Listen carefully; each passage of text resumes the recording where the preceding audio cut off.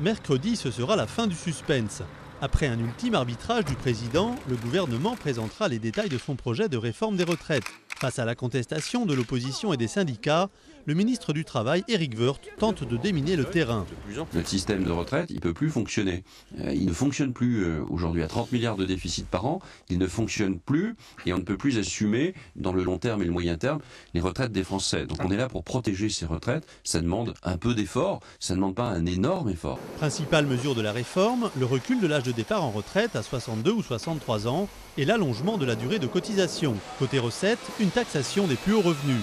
Mais pour l'opposition, cette réforme pénalise les classes populaires et les seniors. Cette réforme est une réforme pensée par des gens issus des catégories supérieures pour d'autres catégories supérieures, mais que la réalité avec la remise en cause de l'âge légal de départ à la retraite, c'est que dans les mois qui viennent, il va falloir rester plus longtemps au chômage, il va falloir rester plus longtemps en retraite, en précarité, en dépit du fait qu'on a réuni suffisamment d'annuités de trimestre pour pouvoir partir à la retraite.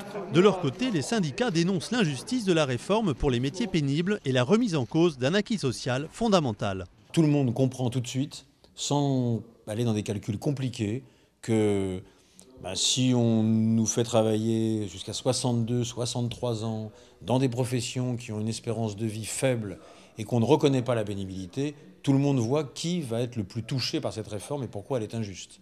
Les syndicats appellent à faire grève et à manifester le 24 juin, sauf Force ouvrière qui fait bande à part et mobilise ses troupes dès mardi.